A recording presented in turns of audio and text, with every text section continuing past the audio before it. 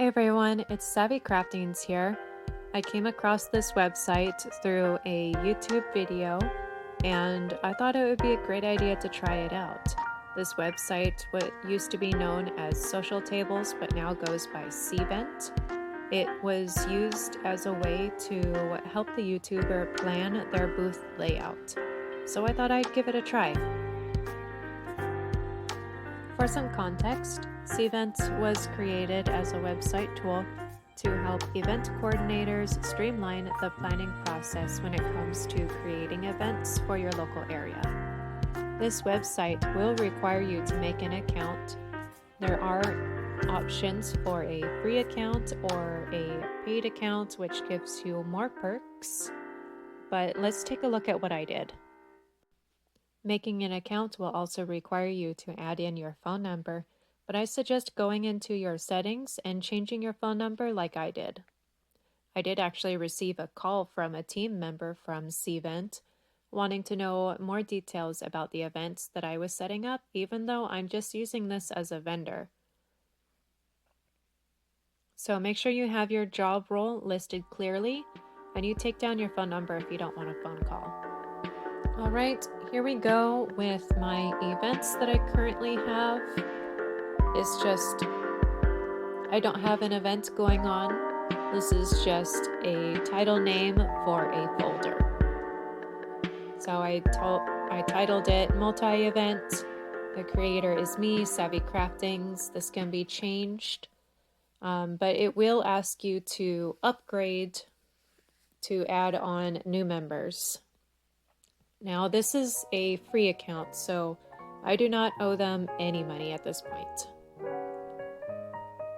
It will allow me 5 diagrams, and that's essentially floor plans or folders. You can create up to 5 on the free account. But let's create one more. We're going to go to custom, and there we will be able to choose how big of a venue we are working with or a layout. In this case, it's going to be 60 by 80 feet. And because this is a test, we're just going to put that down as the title, and we're going to do create event. Now, I mentioned earlier that I got a phone call from a Cvent team member wanting to know how they could help me with my event.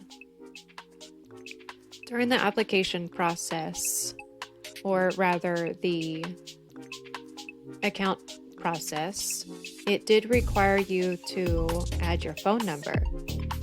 And I was a little skeptical at first because it would not let me move on until I entered a phone number.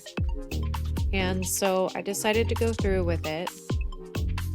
And as it turns out, I ended up getting a call a few days later from somebody wanting to know if they could help me with my project that I'm working on.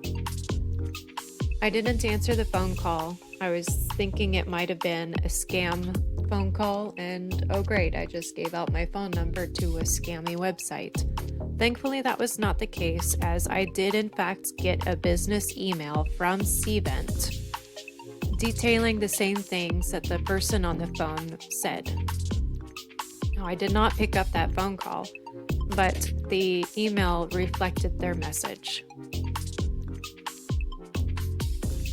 All in all, this website is a tool for event organizers to help them connect and give them tools and resources to make the best of the event and to streamline the entire process. So I can appreciate that a lot.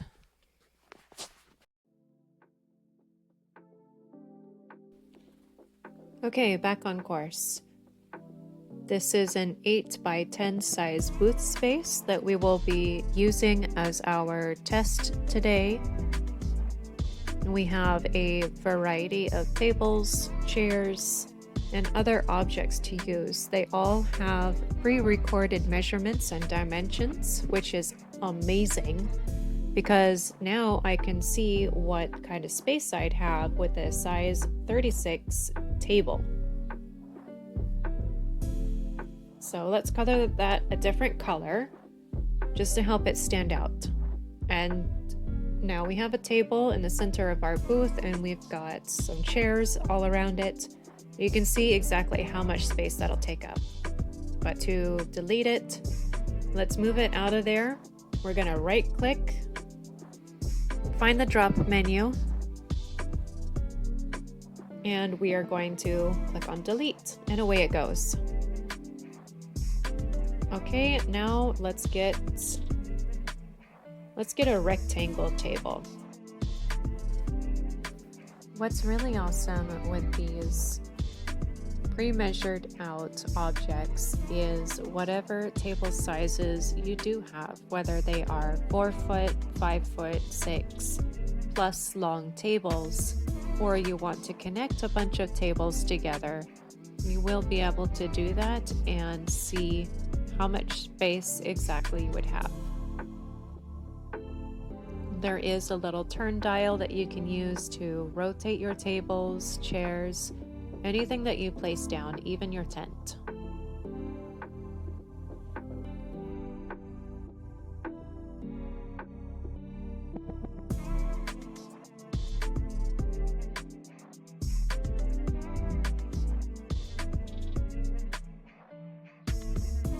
When selecting and setting down an object, a little green box will appear around your object. This will allow you to see exactly what you have selected, and there will be the little turn radius that will allow you to tilt and turn it however you need. But in order to set your item down, you do want that box to disappear. Otherwise, your item will disappear completely when you go to set down the next object. So far, one note that I have about this website is this drop-down sidebar.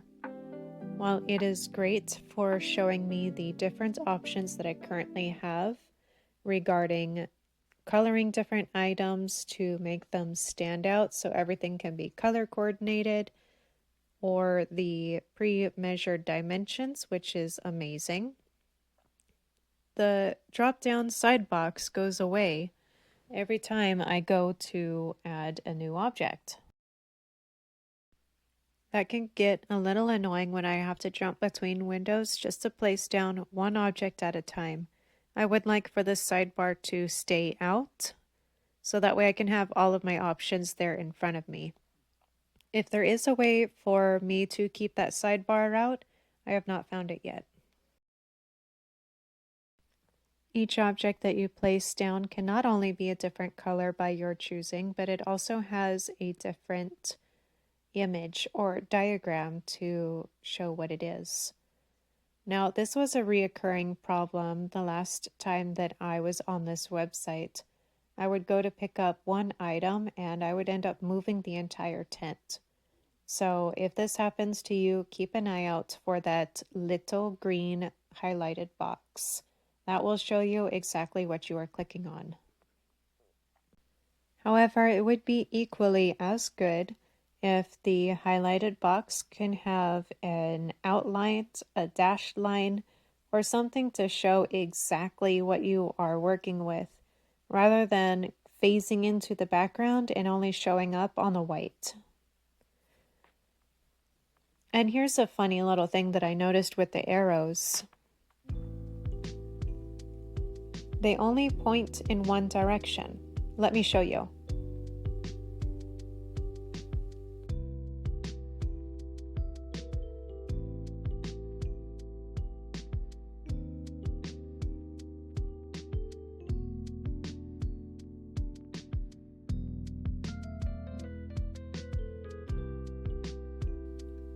If you want them to face the other way, you have to tilt them to the other direction.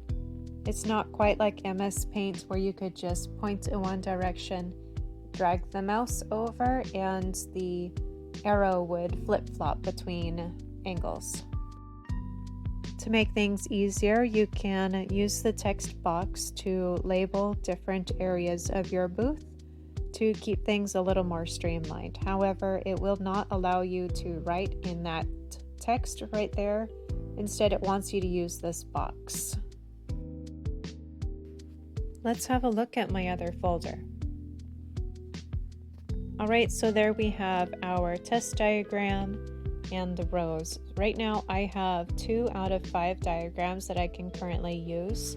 Because this is a free account, it will limit you up to 5 folders to use.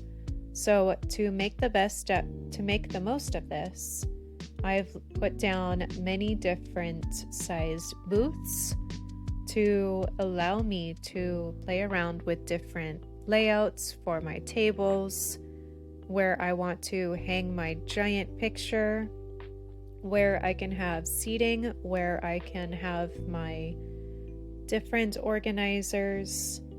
It will allow me to kind of have more than 5 different diagrams, and as a vendor, that's very beneficial for me to be able to play around with different configurations, figure out how I want to open up my booth, and see any potential bottlenecking situations where customers might feel like they're walking on each other's toes or encroaching other space.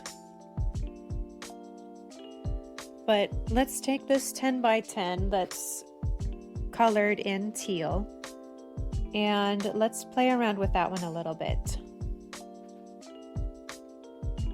And to help everything stand out a little bit more, I am going to keep my tables black in case I am at an event where they have their own tables. So that way I can remember I only need to bring 1 table. So my tablecloths will be black, and such I am going to have my tables black.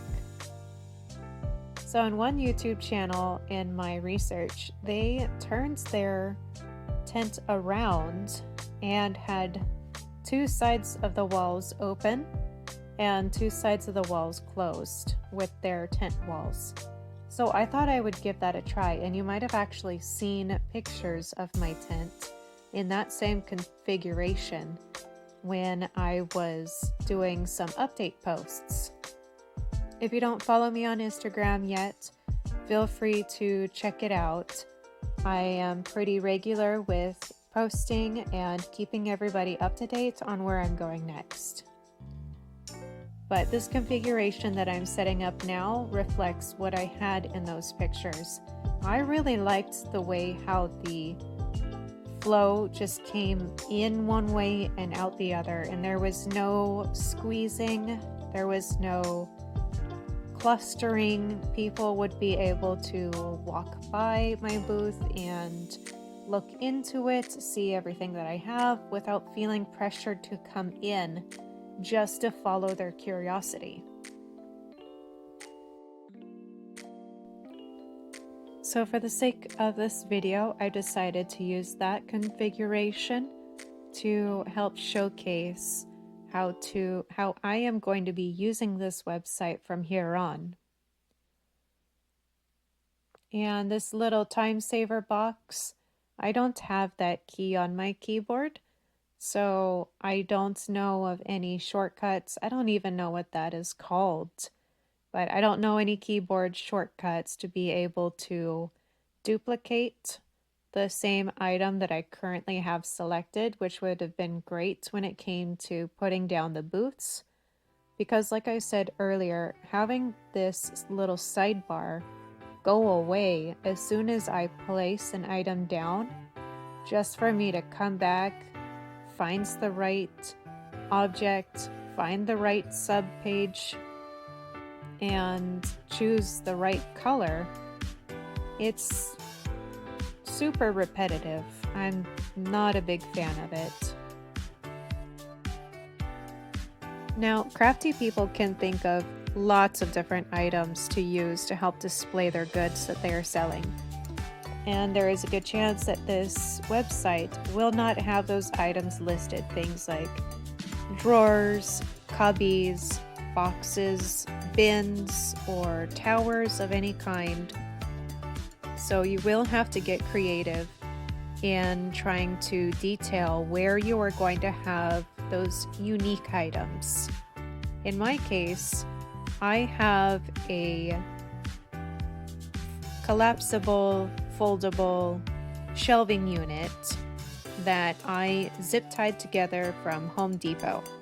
It stands on its own and it will allow me to hang small pictures from it. Once I zip tie it to the leg of my booth, that thing is not going anywhere. So to mitigate that, I am using other little symbols that gets me kind of close to what it is. It still gives me the same idea that I'm going for. So far with this website, I have noticed that it does not like you to place an item in particular ways. I think it runs off a gridding system in the website programming, but it does not, you kind of notice it jumped from one edge to the next, and it's just something you got to work with. All right, so earlier I mentioned text. This website will allow you to place down text so you can label different areas of the booth. For this one, let's just type down "Mi Familia."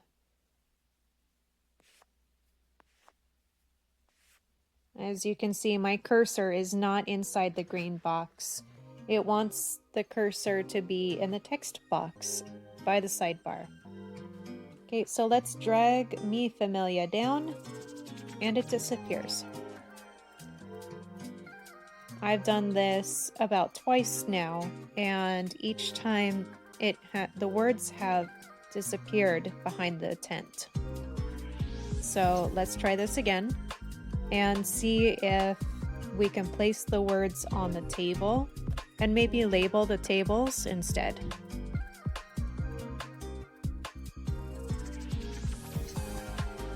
Speaking of "Mi Familia," I will be attending this upcoming Saturday. Hope to see you there. Let's see what happens. Got it on the table, kind of, and it's gone. Although one thing seems to have been updated, it will not let me tilt the words. To recap, I do have some notes for the website Cvent, formerly known as Social Tables. The first note being the sidebar with the different options going away after every item that I place down on my diagram. It is cumbersome to go back and forth to change colors, to change objects, to change dimensions, rather than keeping the sidebar open. If there is a way that I can keep that sidebar open, perhaps it's in settings. I have not found it yet, but I would prefer it to just stay open, so that way I have all of my options out in front of me. The second note would be for the highlighted green box that appears around every item that you put down. It would be really nice and beneficial if this highlighted green box could have a darker outline, darker color, or a dashed outline, so that way I can see the exact item I am about to move, rather than accidentally clicking off the item because I can't see the highlighted green box and end up moving my tent and completely disrupting everything that I just put down. The third note is for the text. It is a little confusing where it says "add text" in the highlighted green box when I am supposed to use the text box over on the left side of my screen in the sidebar. Some clearer instructions would be better. And on top of that, it would be nice if I could place the text inside of my booth or my tent or on the table, so that way I can clearly identify what's going to be going where, or abbreviate what details I need. The last note is for the account creation process. During the account creation process, it will require you to put in your phone number and your email. However, I did not have an option to prefer one of those to be chosen as my main source of communication. As a result, I did end up getting a phone call and an email. While I was not expecting the phone call, it was a little jarring and a little concerning. I understand why they reached out to call me. However, they did also send me an email. The option for me to choose which one I preferred was lacking, and I think it would make a great addition to the website.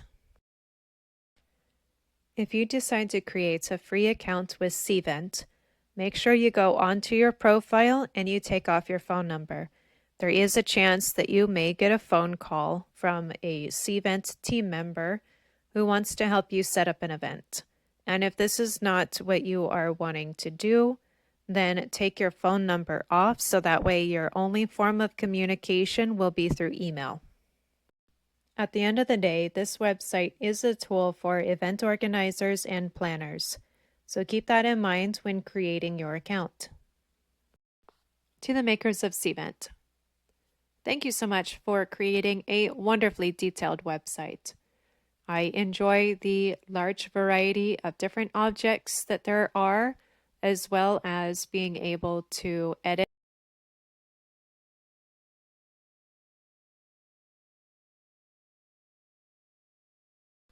If you aren't already, subscribe to my YouTube channel and check out my Instagram to see where I'm going next. This next weekend will be the Mi Familia Market, and after that, the Rose Valley Grange. See you there!